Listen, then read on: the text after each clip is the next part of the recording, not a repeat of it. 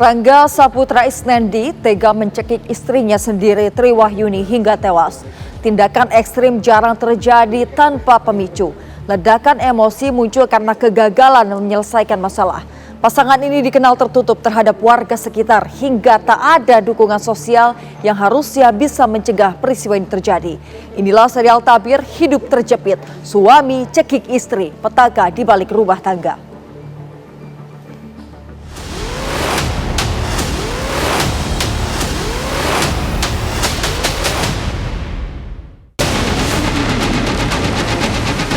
Setelah masuk dibuka kamar si kok tidak ada apa-apa, kamar kedua ya kelihatan itu ada dia seorang kebaring kelentang di situ. Setelah kami di TKP ditemukan bahwasannya mayat tersebut telah 4 jam meninggal dunia.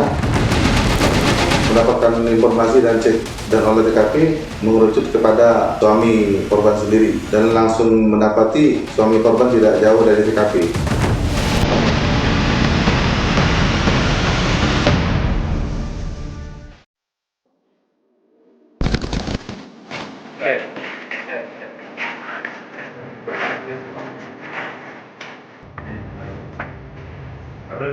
Rangga Saputra Isnendi tega mencekik istrinya sendiri Triwahyuni hingga tewas. Peristiwa ini kembali memunculkan pertanyaan besar, apa yang sebenarnya terjadi di balik pintu rumah tangga mereka. Secara psikologis, tindakan ekstrim seperti ini jarang terjadi tanpa pemicu. Ledakan emosi seringkali terjadi karena kegagalan seseorang dalam menyelesaikan masalah. Kan banyak aspeknya. Salah satunya aspek intelektualitas yang larinya dari kognitif. Nah, kognitif ini dia nggak bisa berpikir lebih jernih. Dan akhirnya dari afektif atau perasaan dia tidak bisa berempati. Karena mungkin permasalahan ini istrinya itu sebenarnya punya kebutuhan, rumah tangga punya kebutuhan, dia tidak berempati terhadap hal itu. Dan akhirnya gelap mata, lalu cara seseorang ini untuk bisa menyelesaikan masalah tidak ada. Dan akhirnya ya begitu terjadi hal-hal yang memang di luar nalarnya gitu. Apakah kekerasan ekstrim dalam rumah tangga dapat terjadi karena emosi sesaat?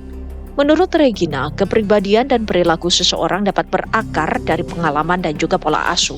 Kebiasaan buruk yang dinormalisasi dapat berkembang menjadi petaka jika diabaikan begitu saja.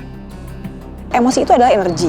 Ketika tidak disalurkan, ya dia udah mengendap, tidak diubah gitu kan. Nggak bisa hilang.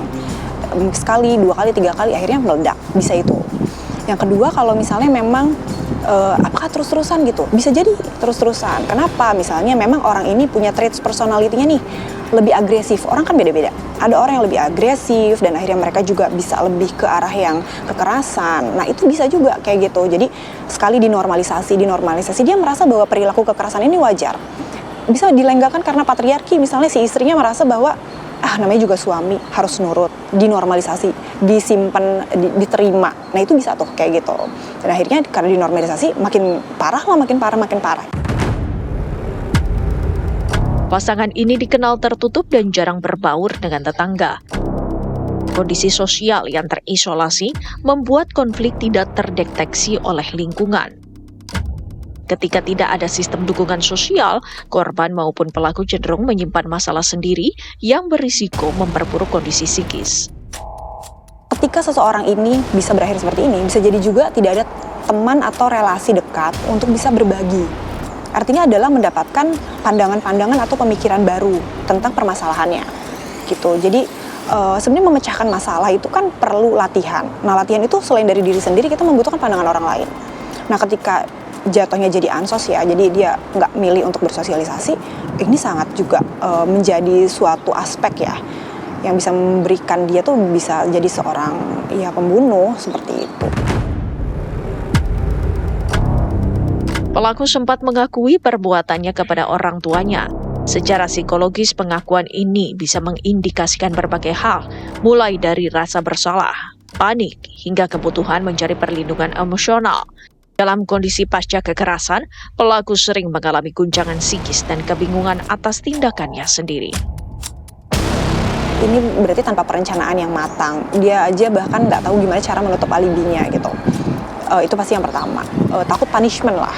yang karena kan dari proses pembelajaran dia tahu kalau misalnya menghilangkan nyawa seseorang itu bisa mendapatkan punishment seperti apa. Terus yang kedua itu bisa juga karena perasaan panik juga, menyesal, bisa karena kan dia masih manusia ya. Kita nggak bisa ngeklaim kalau dia sama sekali nggak punya perasaan. Kan sebetulnya ada tipikal individu yang memang ya udah perasaannya emang nggak dipakai aja, tapi kan kita nggak bisa ngeklaim dia seperti itu. Ya rasa takut bisa menjadi salah satu unsur lah ya, kenapa ini dia bisa ngelaporin itu. Karena untuk dikatakan menghilangkan jejak, kayaknya tanpa persiapan apapun. Dalam relasi suami istri sebenarnya ada sejumlah alarm bahaya yang dapat dikenali lebih awal. Hal-hal yang dianggap tidak menyenangkan dalam hubungan seharusnya dikomunikasikan dengan pasangan. Dari komunikasi tersebut, sejumlah pola akan terlihat lebih jelas. Ketika ada sesuatu yang kita merasa terganggu, merugikan itu bukan hanya material, tapi juga emosional, psikologis, toksik, itu kan sebetulnya tidak terlihat ya, kalau kita lihat, tapi terasa. Nah itu kita harus coba mempertanyakan reflektif ke diri kita sendiri. Nah ketika mulai ada alarm-alarm itu, coba kita komunikasikan, karena kan sebenarnya yang penting itu adalah dalam hubungan itu komunikasi. Kita komunikasikan terlebih dahulu, kita lihat nih responnya seperti apa. Respon dialah yang bisa jadi alarm untuk kita. Apakah invalid, dia nge-invalid kayak perasaan itu tidak penting, dia mencari pembenaran, nah itu kita harus coba olah lagi. Regina menegaskan kehidupan pernikahan adalah manajemen konflik seumur hidup. Oleh karena itu, pastikan sebelum menikah punya kesiapan mental untuk menghadapi masalah yang bisa muncul kapan saja.